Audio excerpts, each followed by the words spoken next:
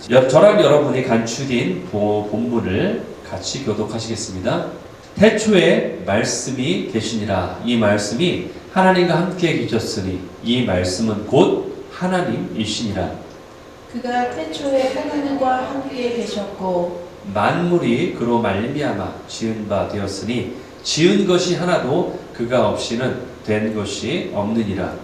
참빛 곧 세상에 와서 각 사람에게 비추는 빛이 있었나니 그가 세상에 계셨으며 세상은 그로 말미암아 지은 바 되었으되 세상이 그를 알지 못하였고 자기 땅에 오매 자기 백성이 영접하지 아니하였으나 영접하는 자 곧 그 이름을 믿는 자들에게는 하나님의 자녀가 되는 권세를 주셨으니 이는 혈통으로나 육정으로나 사람의 뜻으로 나지 아니하고 오직 하나님께로부터 난 자들이니라. 또 이튿날 요한이 자기 제자 중 두 사람과 함께 섰다가 예수께서 거니심을 보고 말하되 보라 하나님의 어린 양이로다.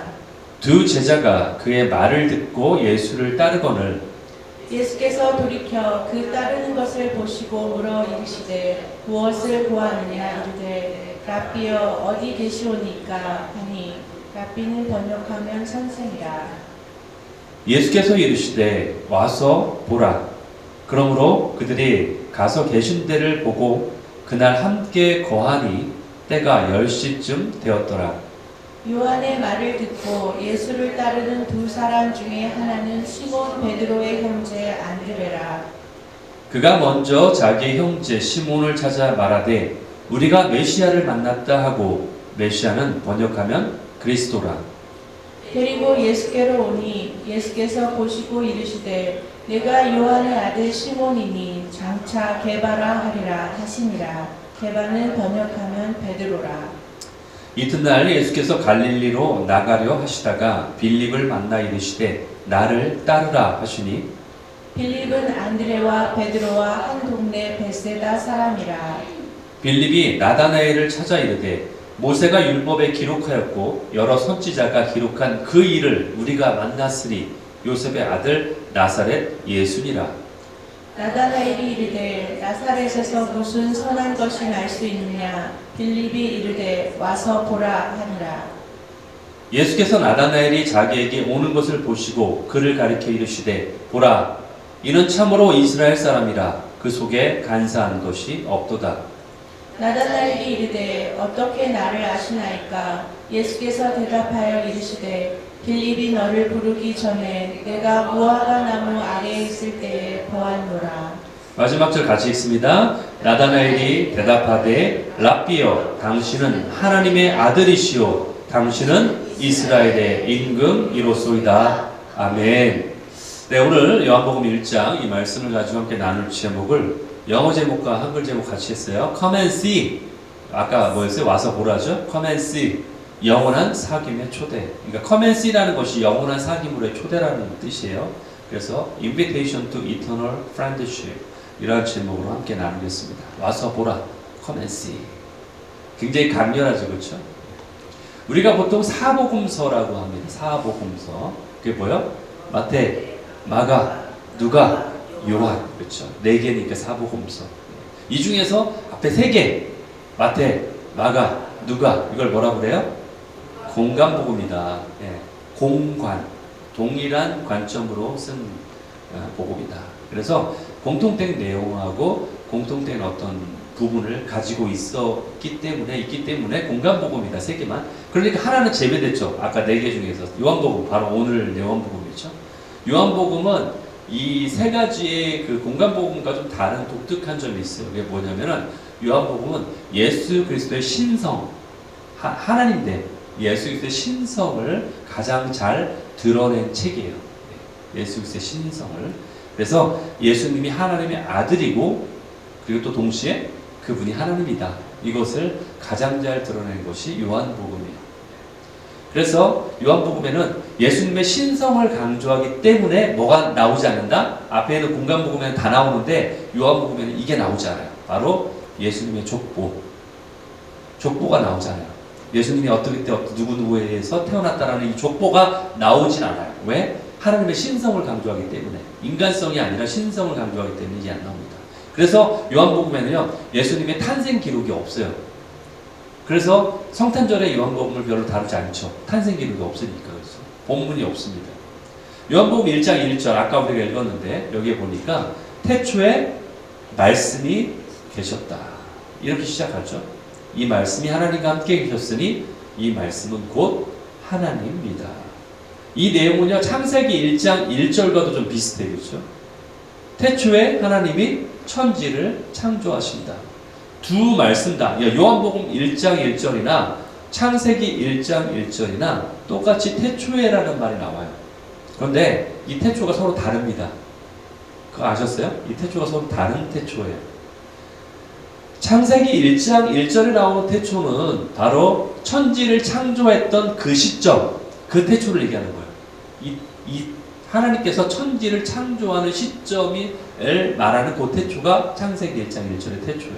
그런데 요한복음 1장 1절에 나오는 태초는 언제냐? 바로 그 태초는 바로 그 이전 시대를 말하는 거예요.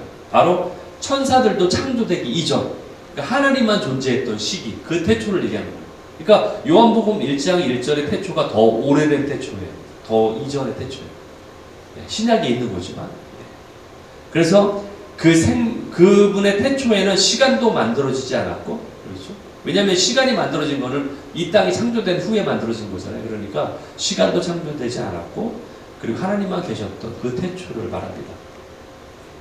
그 생명 자체가 그 안에 계셨는데 그분이 누구냐? 바로 예수 그리스도시다.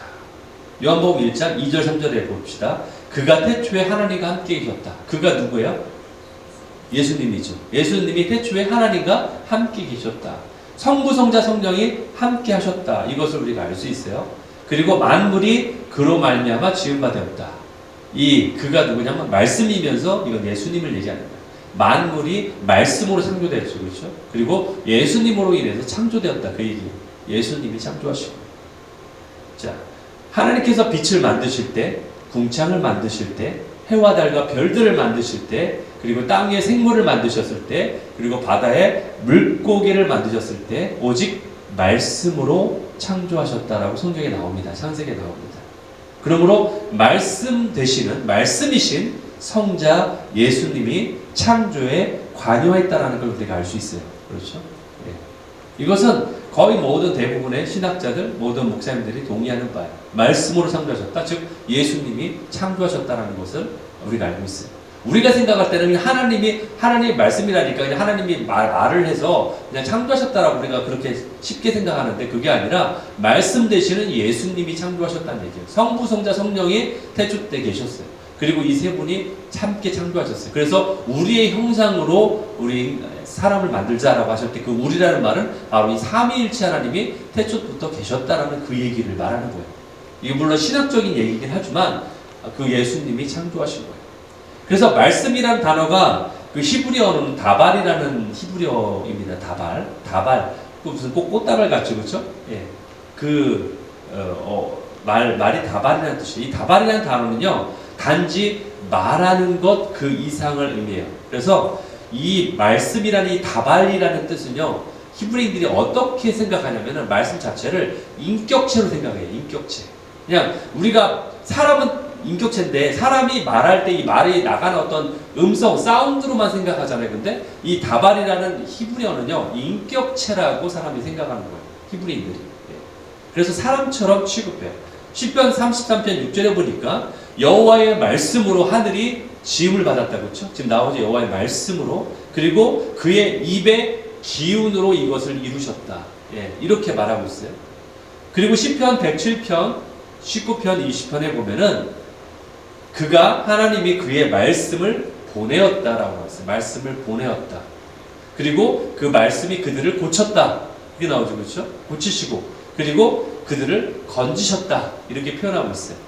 그러니까 이 말씀이 실제로 인간의 삶에 개입하셨다라는 것을 말하고 있는 거예요.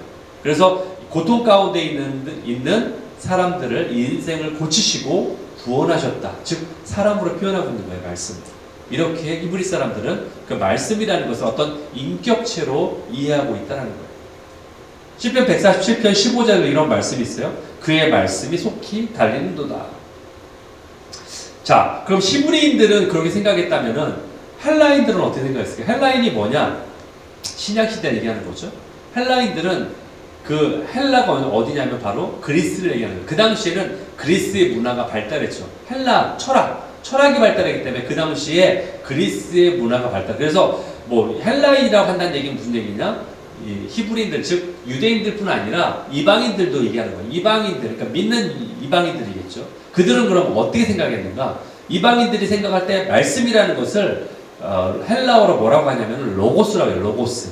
로고스라고 하는데 이 헬라인들이 가지고 있는 로고스에 대한 개념은 뭐냐? 바로 최고의 가치를 지니고 있는 계시다, 지혜다, 이렇게 얘기하고 있어요. 로고스를 바로 최고의 가치이고 지혜다. 그런데 요한복음 1장 1절에 보니까 이 말씀이 하나님과 함께 계셨는데 이 말씀은 누구다? 곧 하나님이다. 그렇죠? 요한복음은 역시 신약이기 때문에 헬라어로 쓰여진 거예요. 로고스라는 얘기예요. 로고스. 그렇죠? 그러니까 그 유대 헬라인들도 생각하기를 이 말씀도 역시 인격체라는 것을 분명히 알고 있는 거예요. 즉 유대인들이나 또는 이방인들 헬라인들이나 똑같이 동일하게 말씀을 인격체로 보고 있는 거예요. 최고의 지혜로 보고 있는 거예요. 그러니까 그들은 역시 하나님이라는 최상의 존재로 여기고 있다라고 말하고 있는 겁니다. 4세기 교부학자였던 아타나시우스라는 사람이 있어요. 예, 교부학자였던 아타나시우스라는 사람이 있는데 그 사람이 뭐라고 얘기했냐? 왜 하나님의 아들인 예수님이 육신의 몸을 입고 이 땅에 오셔야 했는가? 이런 질문을 했어요. 그런데 그는 이렇게 또 대답했어요. 그분이 육신이 되어 이 땅에 오신 것은 그 원인은 바로 우리들 자신 때문이다. 왜? 우리를 너무 사랑하기 때문에. 그래서 이 땅에 오신 것이다. 이 말씀이 성경에도 있잖아요. 요한복음 3장 16절. 하나님이 세상을 이처럼 사랑하사 독생자인 예수 그리스도를 우리에게 주셨다. 그래서 그분을 통해서 우리가 멸망치 않고 영생을, 구원을 얻게 하려 함이라. 결국 예수님이 오신 사건은요, 우리를 영원으로 연결시킨 사건이에요. 우리를 영원히 살게 하신 사건이에요. 그래서 예수님이라는 그 생명의 다리, 브릿지를 통해서 우리가 영원한 생명을 얻을 수 있게 된 거예요. 요한복음 1장 4절에 그분 안에는 생명이 있다. 그가 누구예요? 예수님이죠. 그분 안에는 생명이 있다. 예수님, 그분, 말씀 되신 예수님 안에는 생명이 있다라고 말씀하고 있어요. 요한복음 14장 6절에서 예수님이 본인을 이렇게 소개하고 있어요. 예수님 스스로가 나는 길이다. 나는 진리다. 나는 생명이다. 아까 예수님 안에 생명이 있다 했잖아요. 그렇죠? 그분은 길이 되시고 진리가 되시고 생명이 되십니다. 그래서 예수님으로 말미암지 않고서는 어느 누구도 구원을 얻을 수 없다. 아버지께 갈 수 없다. 그렇죠? 그렇게 얘기하고 있어요. 또 요한복음 8장 12절에서는 본인을 어떻게 소개하고 있느냐? 나는 세상의 빛이다. 나는 세상의 빛이다. 그래서 생명의 빛을 얻을 수 있다. 오늘 본문 1장 5절에서도 그 말씀이 나와요. 빛이 어둠에 비추되. 이 빛은 예수님을 말하는 거예요. 예수님이 어두운 이 세상 가운데 비추었지만 어둠이 어떻게 했다? 이것을 깨닫지 못했다. 알지 못했다. 예수님인지 알지 못했죠. 그래서 인식하지 못했다는 거예요. 오늘 9절 10절에도 나와요. 참 빛이 세상에 각 사람에게 비추는 빛이 있었지만 세상은 그를 알지 못했다. 14절에도 나옵니다. 말씀이 육신이 되어 우리 가운데 오셨지만, 그렇죠? 말씀이 누구예요 여기서? 말씀이 누구라고요? 예수님이죠. 예수님이 육신이 되어서 이 땅에 오셨지만, 그렇죠? 사람이 그를 알지 못했다. 사람들이 그를 알지 못했다. 이렇게 말하고 있어요. 말씀이 육신이 됐다. 성경에 많은 증언들이 있는데 이 중에서 가장 감격스러운 것은 바로 이 말씀이에요. 말씀이 육신이 되었다. 여러분, 하나님이요 이 땅에 오셔서 십자가를 지셨죠? 십자가를 지셨는데 십자가를 지지 않으신, 그러니까 이거 가정인데 십자가를 지지 않았어도 단지 이 땅에 오신 것만으로도 그것은 우리에게 너무나 감격스러운 일이에요. 여러분, 어떤 가정에 어항이 있었어요. 어항. 아름다운 어항이 있습니다. 그 안에 여러분들 그 열대어들이 굉장히 아름답죠. 그렇죠? 알록달록하면 열대어들이 막 있습니다. 그런데 그 가정, 어떤 그 가정에 있는 아이들이, 그 꼬맹이들이 그 열대어를 보는 게 너무나 좋아요. 너무나 이쁘니까, 그렇죠? 너무 이쁘잖아요.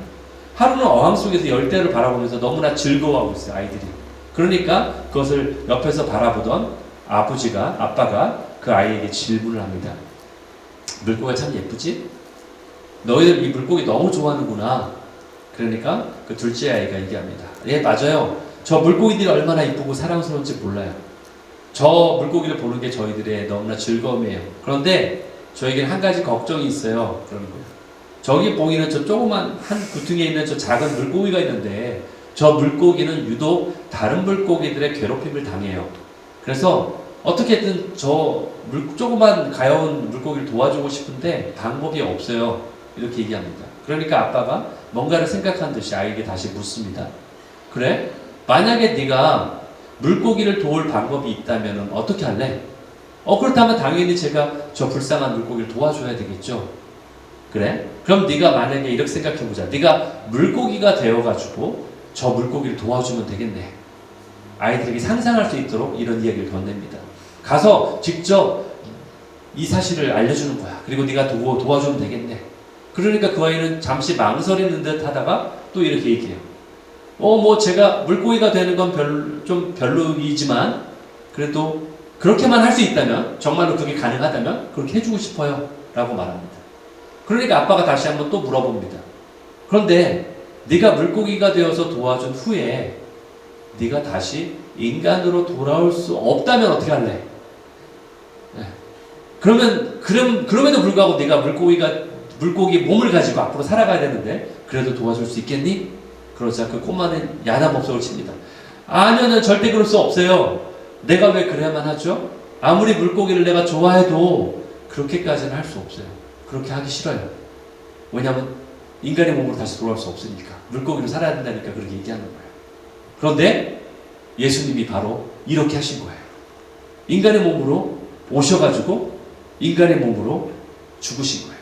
그리고 승천하신 후에도 여전히 십자가에 달리신 그 상처를 지니고 여전히 인간의 육체를 가지고 지금도 하나님 우편에 앉아 계세요. 하나님 우편에 계신 그 예수님의 형체는요, 십자가의 자국을 다 가지고 있는 육체를 가지고 계세요. 그것이 바로 예수님이 육신을 입고 이 땅에 오신 그 정확한 그 예라고 볼 수 있는 거예요. 예수님이 그걸 선택하셨다는 거예요. 우리를 구원하시기 위해서 직접 인간의 몸을 입으셨다는 거예요. 하나님이심에도 불구하고. 여러분, 도공이 도자기를 굽습니다. 그리고 완성품을 하나하나 손에 들고서 면밀히 살펴봐요. 어디 흠집이 없는지, 잘못된 곳이 없는지 살펴봅니다. 그리고 흠이 있는 것을 발견했을 때 어떻게 합니까? 깨트려 봅니다. 던져버립니다. 옆에서 그것을 바라보던 제자가 말립니다. 스승님, 아니 어떻게 이렇게 우리가 얼마나 공을 들여서 이걸 만들었는데 이걸 그렇게 깨버리십니까? 이것도 나름대로 쓸모가 있을 텐데 이걸 왜 깨버리십니까? 안 됩니다. 말립니다. 여러분, 드라마에서 언뜻 본 것 같은 장면이지 않습니까? 그렇죠? 그런데 그때 그 진흙이, 이 도자기를 만드는 진흙이 갑자기 말을 합니다. 아니 왜 저를 깨트리시려고 하시는 겁니까? 하고 대들 수 있습니까? 흙이? 말도 안 되죠? 예, 그렇지 못하죠. 여러분 생각해 보세요. 우리는 흙이에요. 그렇죠? 흙에서 창조됐어요. 주님은 토기장이에요. 그런데 주님이 우리를 흙으로 그릇을 빚으십니다. 이 찬양이 있잖아요. 주는 토기장이, 나는 진흙. 이런 찬양이 있잖아요. 그렇기 때문에 우리는 정말로 진흙이 맞아요. 우리는 먼지와 같은 존재예요. 그래서 그분이 우리를 빚으셔서 토기를 만드시는 토기장이가 맞으세요. 그렇다면은 나를 깨트려서 아무런 우리가 할 얘기가 없어요. 사실은. 정말로. 예. 사실 우리의 존재 이유에 대해서 주님 앞에 대들 수 있는 그 어떤 정당한 근거나 이유가 없어요. 사실은. 왜? 흙에서 그냥 우리는 흙과 같은 존재인데 주님이 그냥 만드신 것 뿐이에요. 이런 하나님이 진흙과 같은 우리의 인간의 육신을 입고 이 땅에 오셨다는 얘기예요. 그분이 우리와 똑같은 상황으로 내려오셨다는 얘기예요. 진흙으로 그분도 육신을 입으셨다는 얘기예요. 그러니까 이것이 바로 엄청난 얘기라는 거예요. 그분이 육신을 입으셨다는 사건은 우리에게 엄청난 사건이에요. 그러므로 성탄절은요, 우리가 정말로 축복하고 기뻐해야 되는 날인 거예요. 비록 그날이 정말 예수님이 태어나신 날이 아니라 할지라도 주님의 오심을 축복하기에 충분한 날이 바로 성탄절인 거예요. 그래서 우리가 주님의 오심을 기뻐하는 거예요. 여러분, 이런 생각 해보신 적 있으시죠? 만약에 내 생전에 예수님께서 오셨다면, 나에게 오신다면, 성경에 나오는 그들처럼 내가 예수님을 못 알아차리는 그러한 실수는 나는 전혀 하지 않을 거야. 이런 생각 해본 적 있으세요? 만약에 예수님이 내 앞에 오신다면 나는 예수님을 반드시 알아볼 수 있어. 나는 예수님을 알아차릴 수 있어. 저 성경에 나온 저들처럼 예수님을 못 알아보는 일은 없을 거야. 이렇게 생각해 본 적 저는 있습니다. 아니, 그렇게 많은 기적과 이사를 보여줬는데도, 그처럼 주옥 같은 말씀들을 많이 해주셨는데도 어떻게 예수님을 못 알아볼 수가 있지? 여러분, 참으로 이상하고 신기하죠, 그렇죠? 예수님이 이 땅에 오셔서 그 빛 대신 예수님이 한 달도 아니고 우리에게 1년도 아니고 무려 33년 동안 이 땅에 살아가시면서 이 땅에 계셨는데, 그 많은 시간 동안 그 주변을 지났던 많은 사람들, 그분을 만났던 많은 사람들이 예수님이 그들에게 말의 힌트도 주셨고, 말씀도 직접 전해주셨고, 병자도 심지어 고쳐주시는 거 보여주셨고, 기적도 행하셨고, 무리도 걸으셨고, 많은 것을 보여주셨는데, 오병이어도 행하셨고, 그 많은 기회와 오랜 시간을 다 허비하고서도 왜 그분을 몰라봤을까? 너무 신기하지 않습니까? 전 이렇게 생각합니다. 예수님께서 메시아로서 기적을 행하신 것이 신기한 것이 아니라 메시아이신 예수님을 못 알아차린 것이 더 신기합니다. 저는 오히려 그게 더 신기해요. 예수님이 이 땅에 오셨어요. 그러나 그들은 예수님이 참 메시아라는 사실을 인식하지 못했어요. 당시 사람들에게는 이 33년이라는 기회가 주어졌어요. 그 당시에 여러분 얼마나 복된 사람들일까요? 그 사람들이 예수님과 동시대에 살 수 있었더라는 사람들이 얼마나 복됐을까요? 우리는 제발 예수님이 내 앞에 한 번이라도 봤으면 내가 정말 예수님을 정말 잘 믿을 텐데 이렇게 생각하는데, 그들은 33년이라는 똑같은 동시대를 그 시대에 같이 살았다니까요. 그 장소에서. 얼마나 이것이 감사한 일이에요. 그런데 세상이 그를 몰라봤다라는 거죠. 아니, 저주했어요, 차라리. 그리고 참으로 이건 얼마나 슬프고 불행한 일입니까? 여러분, 동일하게 우리에게도 우리의 인생이라는 시간이 여러분에게 기회로 주어졌어요. 어떤 기회? 예수님을 나의 구주로 선택할 기회. 예수님을 나의 구주로 선택할 기회. 여러분이 이렇게 말할 수 있죠? 아니, 저는 예수님을 직접 보지도 못했는데요. 저는 불리해요. 예수님을 직접 만난 자들은 예수님을 직접 보기라도 했지, 우리는 불리하잖아요. 성경으로만 봤는데. 여러분, 이게 더 유리한 거예요. 왜? 이미 지나간 과거를 다 알잖아요. 저들이 예수님을 부인했다는 것도 우리는 알고 있잖아요. 그리고 성경이라는 아주 대놓고서 이것이 예수 그리스도다, 그분이 말씀이다, 그분이 하나님의 아들이다, 그분이 하나님이다 라고 대놓고 알려주는 계시의 말씀이 우리에게 있잖아요. 성경이라는 것이 이미 그것이 우리에게 있기 때문에 우리는 더 유리한 거예요, 사실은. 그런데 이렇게 우리에게 주어진 이 기회, 인생이라는 기회 안에서 예수님을 부인한다? 슬프겠죠, 그렇죠? 이것이 슬픈 일이에요, 사실. 우리에게는 이것이 기회로 주어진 줄 믿습니다. 영원한 삶을 사는 기회가 우리에게 주어진 거예요. 그것이 바로 우리의 인생입니다. 인생이란 목적이 바로 예수님을 나의 구주로 선택할 기회라는 거예요. 그것이 바로 우리에게 주어진 것입니다. 오늘 본문을 보면 침례 요한은 2번이나 예수님을 소개하고 있어요. 제가 그래서 29절, 36절 붙여놨죠. 29절에서 한 번, 36절에서 한 번 침례 요한이 소개합니다. 뭐라고 소개해요? 보라, 세상 죄를 지고 가는 하나님의 어린 양이다. 36절에서도 봐라, 하나님의 어린 양이다. 동일하게 소개하고 있습니다. 그러니까 이 소개를 듣고서 침례 요한의 제자였던 사람 중에서 예수님의 제자가 된 사람들이 있어요. 여러분, 침례 요한의 먼저 제자였는데 그 제자로 있다가 이제는 예수님의 제자가 된 거예요. 예수님이 이렇게 침례 요한이 예수님을 소개했잖아요. 그러니까 나보다 더하신 분, 그렇죠? 메시아라고 소개하잖아요. 나는 메시아가 아니다라고 얘기하잖아요, 침례 요한이. 그러니까 이를 따라 나선 자가 있어요. 그러면서 예수님은 그 두 사람에게 이렇게 물어요. 너희가 무엇을 구하느냐? 이렇게 질문합니다. 그러니까 제자들이 대답합니다. 랍비요, 어디 계십니까? 어디에 살고 계십니까? 이렇게 물어보는 거예요. 예수님이 거하시는 곳이 어딥니까? 이 부분이 좀 이상하지 않습니까? 뭔 소리야? 동문서답인가? 지금 도대체 네가 뭘 원하느냐 했는데 예수님이 도대체 어디에 살고 계십니까? 주소지를 묻고 있어요. 이게 뭔 상관인데? 그렇죠? 이게 뭔 상관이에요 도대체? 왜 이런 질문을 하고 있는 거예요?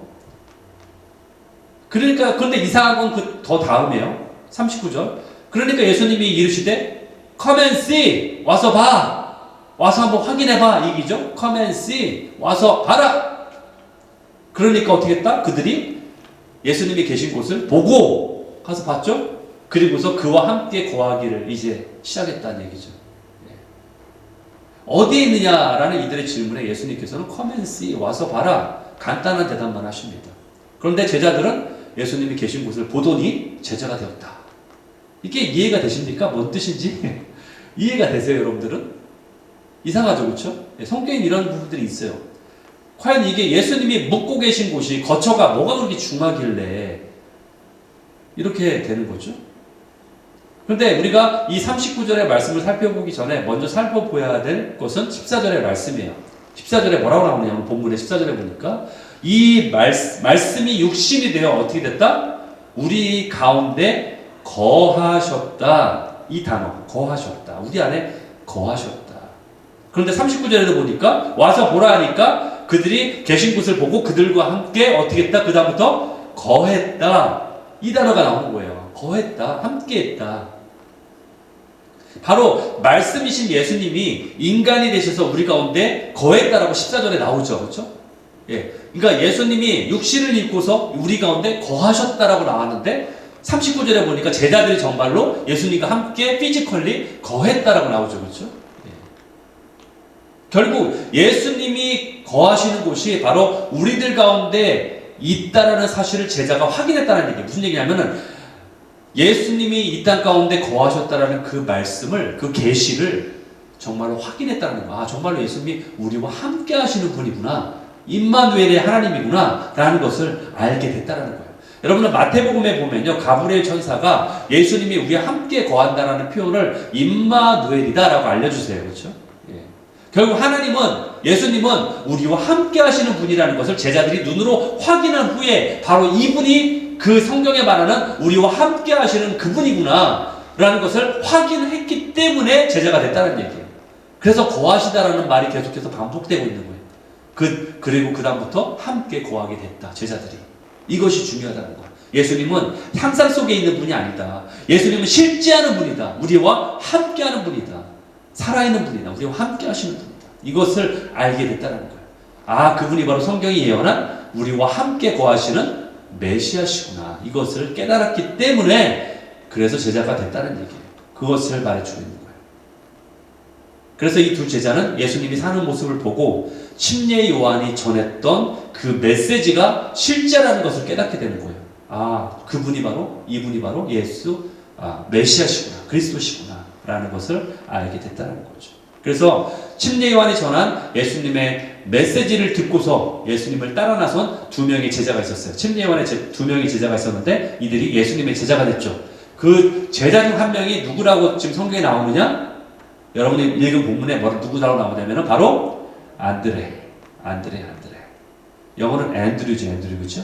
앤디라고도 부르죠. 앤드류. 근데 그 안드레가 자신의 형을 찾아가 이제 소개합니다. 내가 바로 그 성경이 말하는 그 메시아를 만났어. 자기 형을 찾아갑니다. 그 형이 누구예요? 베드로. 그 형이 베드로. 자기 형인 거예요. 베드로가. 안드레가 먼저 예수님을 만나요. 그리고 나서 따랐죠. 예수님을 따랐죠. 그리고 나서 소개합니다. 형에게. 바로 베드로예요. 40절, 42절 나오죠. 요한의 말을 듣고 예수를 따르는 두 사람 중 하나는 바로 안드레라. 그렇죠? 베드로의 형제인 동생인 안드레라 나오죠. 그러면서 베드로에게 말하잖아요. 메시아를 만났다 내가. 그리고도 그 다음날 예수님은 갈릴리로 다시 돌아가시는 중에 빌립을 만납니다. 이번에는 빌립을 만나서 제자로 불러요. 그런데 공교롭게도 빌립이 누구냐? 빌립은 바로 아까 누구와 먼저 예수님 만났다겠죠? 안드레하고 베드로죠, 그렇죠? 둘이 형제죠. 근데 얘네들하고 같은 동네 사는 사람이야. 같은 동네 사람이에요. 빌립이 한 동네에 사는 이웃인 거예요, 말하자면. 43절, 44절 나오죠. 빌립을 만나세 나를 따르라 예수님이 말하죠. 그런데 44절에 나오죠. 빌립은 누구랑? 안드레 베드로와 한 동네 사람이라, 베세다 사람이라, 그렇죠? 한 동네 같이 사는 이웃이라 이렇게 얘기하죠. 그러니까 빌립이 이제 예수님을 만나게 되는 거예요. 그러면서 예수님이 메시아인 걸 알아차려요. 그리고 나서 이번에는 빌립이 자기 친구를 전도를 하기 위해서 갑니다. 누구의 그게? 나다나엘을 이번에 이제 전도하는 거예요. 빌립이 나다나엘에게 메시아를 만났다고 지금 소개합니다. 45절. 빌립이 나다나엘을 찾아갑니다. 뭐라고 얘기해요? 모세가 율법에 기록하고 있고 여러 선지자가 예언했던 그 메시아를 내가 만났어. 네. 그가 바로 요셉은 아빠니까 얘기하는 거예요. 요셉의 아들이 저 나사렛에 사는 나사렛 예수야라고 소개합니다. 여러분, 당시에 예수라는 이름이 많았어요. 오늘날에 요즘은 그런 이름이 없구나. 철수나 영이 옛날에 많았지. 요즘은 어떤 이름이 많은지. 어쨌든 그와 같은 거예요. 그러니까 저 부산에 사는 안동대, 부산은 안동이 아니죠. 안동대 이렇게 부르듯이 아줌마들, 그렇죠? 말하자면 부산에서 온 철수야 이렇게 말하는 거예요. 대전에서 온 영이야 이렇게 얘기하는 거 똑같은 거예요. 말하자면 나사렛에서 온 예수라는 사람이야 이렇게 얘기하는 거예요. 나사렛 예수야 이렇게 불렀다라는 거죠. 그러니까 그 사람이 나사렛 출신이라는 걸 알 수 있죠. 그러니까 나다나엘이 46절에서 이렇게 얘기하죠. 나사렛에서 무슨 선한 것이 나올 수 있냐. 거기서 그 촌동네에서 그 나사렛이라는 곳에서 뭐가 좋은 게 나올 수 있다고 네가 좀 얘기하는 거야? 이렇게 얘기하는 거죠. 빌립한테. 그러니까 빌립이 뭐라고요? 와서 봐. 예수님이 했던 얘기가 똑같이 얘기하죠. Come and see. 와서 봐봐. 확인해봐. 여러분, 당시에 지금 나다나엘이 이렇게 이야기한 이유가 있어요. 당시에 메시아는 어디 출생해야 된다고 알고 있어요, 사람들이? 그쵸, 베들레헴. 성경에는요, 베들레헴에서 태어난 사람이 메시아라고 나와 있단 말이에요. 그러니까 성경에 능통한 사람들은 분명히 베들레헴에서 태어난 사람이 메시아여야 하는데, 지금은 나사렛 출신이라고 하니까 그럼 베들레헴 출신이 아니라 나사렛 출신인데 무슨 나사렛에서 메시아라도 나온다는 얘기도 없는데 무슨 선한 것이 거기서 나온다고 지금 그러는 거야? 라고 지금 비아냥거리는 얘기가 바로 나다나엘이 한 얘기란 얘기예요. 그걸 알고 있기 때문에 이렇게 얘기하는 거예요. 그런데 나다나엘은 하나는 알았지 둘은 몰랐죠. 그게 뭐였어요? 정말로 예수님이 베들레헴에 태어난 걸 몰랐다는 거죠. 그리고 이주해가지고 나사렛에서 어린 시절을 자랐기 때문에 그래서 나사렛 출신이라고 나사렛 예수라고 불렀다라는 것을 몰랐기 때문에 이렇게 반응하는 거죠. 그렇죠? 그러나 베들레헴 출신이 맞죠. 사실은 베들레헴 태생이 맞죠. 그러니까 갈릴리 지방 사람을 조롱할 때 사용하는 말이 나사렛에서 무슨 선한 것이 날 수 있냐. 이 표현은 바로 예루살렘이나 이런 데 있는 사람들이 저 갈릴리 출신이라고 하면은 그것을 비아냥거리고 조롱하기 위해 사용하는 그 표현을 똑같이 사용한 거예요. 나다나엘은 어떤 사람이었냐. 48절에서 예수님이 하신 말씀처럼 무화과 나무 아래에서 날마다 성경을 읽었던 사람이에요. 성경을 상고했던 그러한 자였어요. 왜 거기서 성경을 상고했냐? 무엇을 상고했냐? 메시아가 어떻게 예언되어 있는지를 보면서 묵상하면서 메시아가 오기를 기도했던 사람이에요. 그게 바로 나다나엘이에요. 그래서 예수님이 말하죠. 네가 무화과 나무 아래 있을 때 내가 봤다. 무화과 나무에서 뭘 했는지는 나다나엘은 알고 있죠. 자기 자신이 한 일이니까, 그렇죠? 그런데 예수님이 그렇게 말했을 때, 내가 무화과 나무 아래에서 성경을 보면서 메시아를 기다렸던 것을 예수님이 보셨구나. 그러니까 바로 이분이 메시아가 맞구나라는 것을 깨닫게 되었다라는 거죠. 여러분, 이 얘기를 보면서 우리가 뭘 할 수 있냐? 나다나엘은 메시아를 기다렸던 사람이라는 얘기잖아요. 그렇죠? 그걸 알 수 있죠.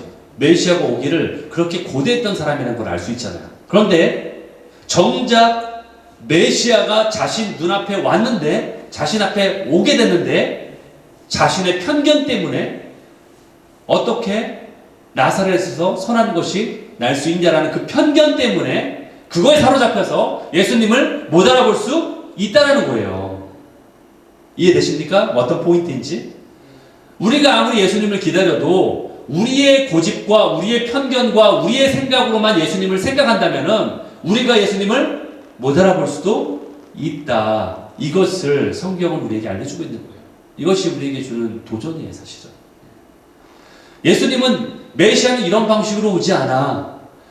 메시아는 오려면은 구름 타고도 이렇게 오시지 이렇게 어린 양으로 오시지 않아. 물론 초림하고 재림은 다르지만 이렇게 생각했기 때문에 나다나엘이 메시아를 못 알아볼 뻔했다는 거죠.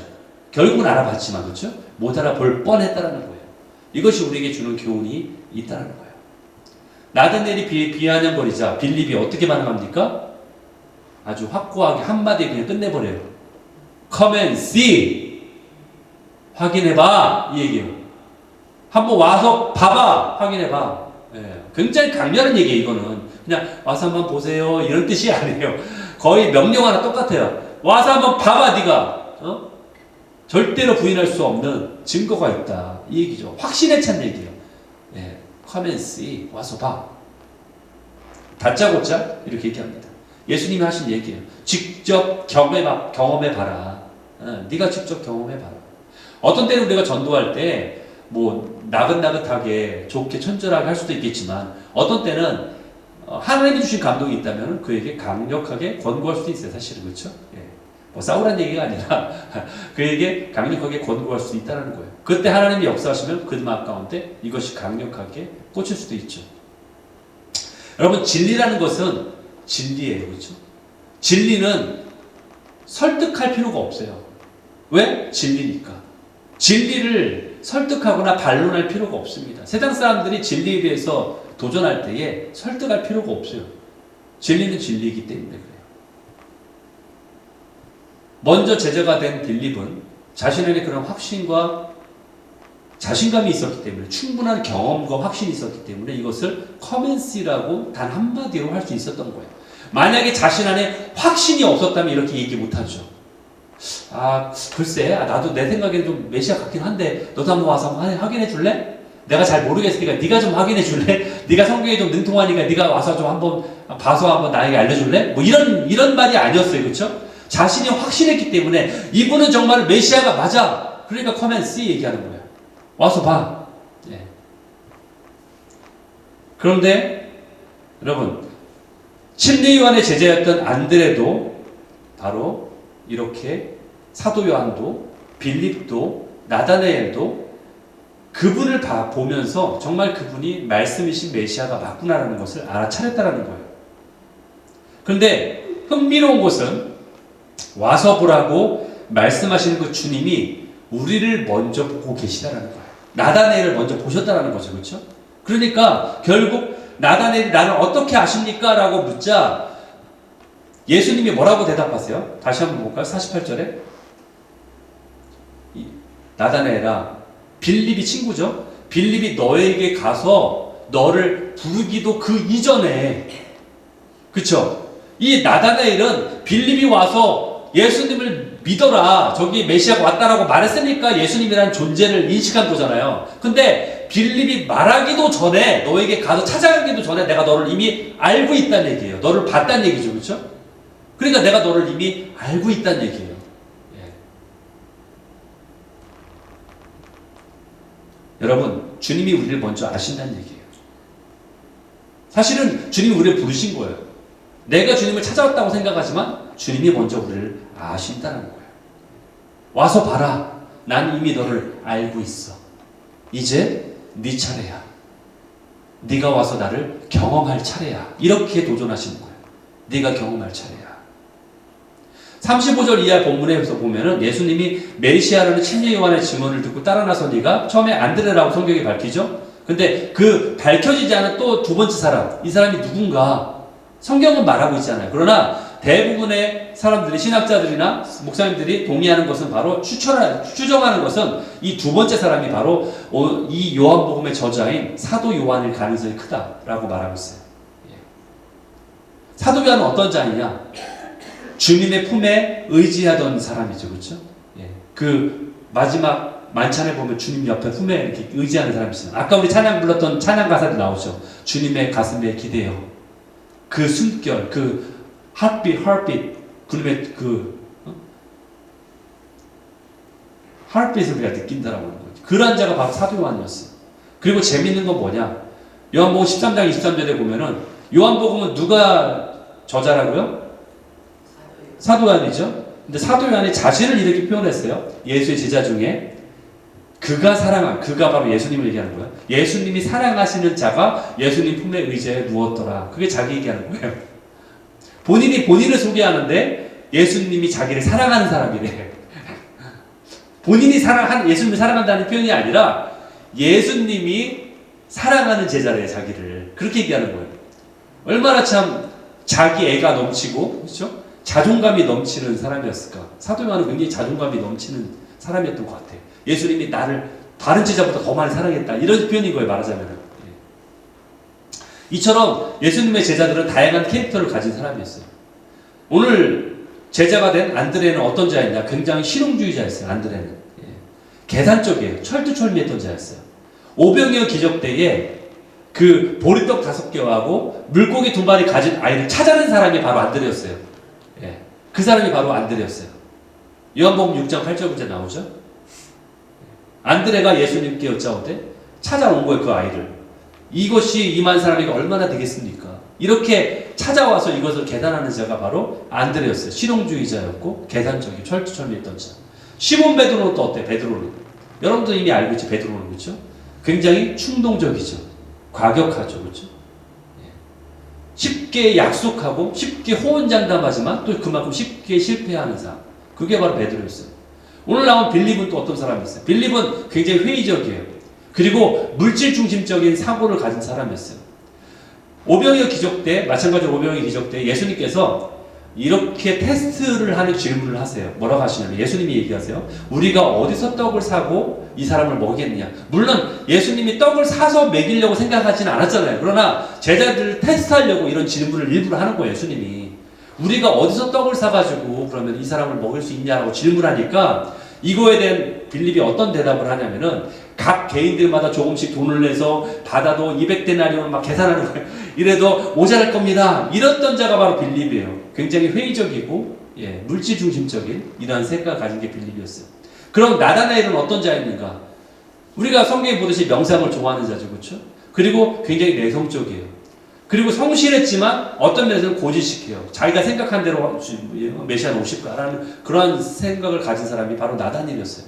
이처럼 제자들은 각자 가진 유형과 기질에 있어서 철저하게 서로 다른 자들이었어요. 그런데 예수님은 이들에게 각 사람에게 맞게끔 그들에게 눈높이에 맞게끔 그들에게 맞게끔 찾아와 하셨어요.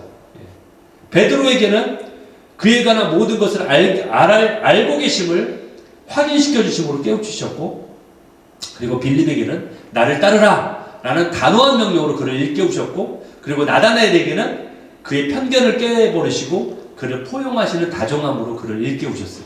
그러니까 각 사람에게 맞는 식으로 예수님은 찾아오셨다는 거예요. 이것을 우리가 성경을 통해 알 수 있어요. 결국 주님은 우리의 특성을 다 아십니다. 주님은 우리의 모든 형편을 다 아시는 분이세요.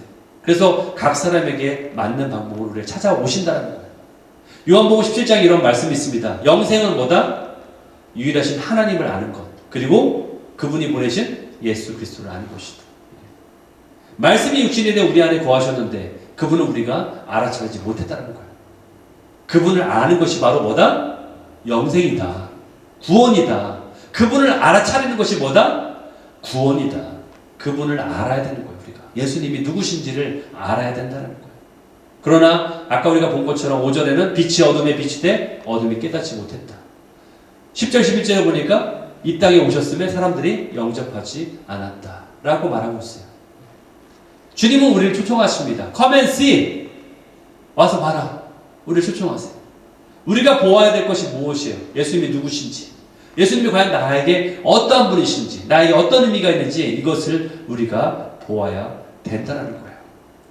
여러분, 요한일서 1장 3절에서 보면은 1절에 3절 보면은 사도 요한이 최종적으로 이렇게 고백해요. 태초부터 있었던 말씀, 예수님에 대해서, 그렇죠? 생명의 말씀이 예수님이죠. 이분에 대해서 내가, 여기 우리가라고 표현했지만 내가 다 들었다. 나는 들었어. 그걸 내가 눈으로 봤어, 직접 그분을. 그리고 내가 자세히 보고 그분을 내 손으로 만진받은 분이야. 이게 무슨 얘기예요? 그분은 실제야 이 얘기예요. 그분은 공상의 존재가 아니에요. 그분은 실제다. 내가 봤다. 내가 직접 만졌다. 그분을 내가 경험했다. 이렇게 얘기하잖아요. 그러니까 아까 와서 봐라. Come and see라는 예수님의 그 명령에 순종함으로 또 그렇게 실제함으로 하나님과 함께 예수님과 함께 거함으로 내가 직접 만진 바 되고 그분을 내가 들은 바 되고 내가 그분을 직접 경험한 바 된 분이다. 그런데 3절에 뭐라고 나왔어요? 이것을 내가 너에게 보고 들은 것을 내가 이렇게 전하는 이유는 뭐냐? 너희도 예수님과 사귐이 있게 하려 하기 때문이다. 너희들도 예수님과 좀 사겨라. 예수님과 관계해라. 나처럼 내가 직접 예수님을 만났고 들었고 봤고 만졌고 경험했으니까 너희도 그렇게 해라. 이 얘기예요. 쉽게 얘기해서. 예. 이것을 전하는 이유는 너희도 그렇게 해라. 예. 내가 이것을 경험자 아니냐. 내가 증인이다. 예수님은 정말 살아계신 분이었다. 이것을 우리에게 말하고 있는 거예요. 여러분 우리는 주님과 함께 영원히 거할 거예요. 예수님이 우리에게 약속하셨어요. 요한복음 14장 2절 3절 내 아버지 집에 거할 곳이 많다. 내가 너희를 위하여 거처를 예비하러 내가 간다. 예, 승천하셨죠? 내가 다시 올 때 어떻게 한다? 나 있는 곳에 너희도 함께 있게 할 것이다. 내가 너와 함께 할 거야. 이렇게 고백하는 거예요. 여러분 나다나엘이 예수님이 메시아임을 알아차렸을 때 이렇게 고백해요. 49절에서 나다나엘이 예수님이 정말 메시아인 걸 알아차렸어요. 그러니까 이렇게 얘기하는 거예요. 당신은 하나님의 아들입니다. 당신은 이스라엘의 왕이십니다. 예, 만왕의 왕이시죠 사실은. 어떻게 이런 고백을 즉각적으로 할 수 있었을까요? 나다나엘이. 그가 무화과 나무 아래에서 오실 주님을 늘 묵상했기 때문에 이것이 가능한 거예요. 그렇기 때문에 나다나엘은 금방 이분이 메시아임을 알아차릴 수 있었던 거예요. 여러분은 정말로 주님을 기다리고 계십니까? 여러분 정말 주님을 기다리고 계십니까? 여러분도? 나다나엘처럼 주님을 묵상하면서 때로는 감사 노트를 쓰면서 때로는 기도하면서 여러분 주님을 기다리십니까? 정말로 주님을 기다릴 때 주님이 오실 때 우리는 알아서 할 수 있는 거예요. 왜? 주님을 우리가 그토록 묵상하고 기도했기 때문에. 요한복음 1장 51절 또 진실 이르시되 진실로 진실로 너에게 이르노니 하늘이 열리고 하나님의 사자들이 인자 위에 오르락내리락 하는 것을 보게 될 것이다. 정말로 주님을 기다리는 자에게는 이와 같은 일이 있을 것을 믿습니다. 주님의 오심을 우리가 우리 눈으로 목격하게 될 것을 믿습니다. 바로 어떠한 자? Come and see. 와서 보라. 이 말씀에 순종하는 자예요. 초청을 받아들이고 그에 순응하는 자예요. 이것이 바로 우리를 향한 영원한 교제와 나눔의 초청이에요. Come and see. 와서 나를 경험해라. 나를 봐라. 이 영원한 사귐의 교제를 영원까지 함께 누리시는 저와 여러분 되시기를 예수 그리스도의 이름으로 축원합니다. 아멘.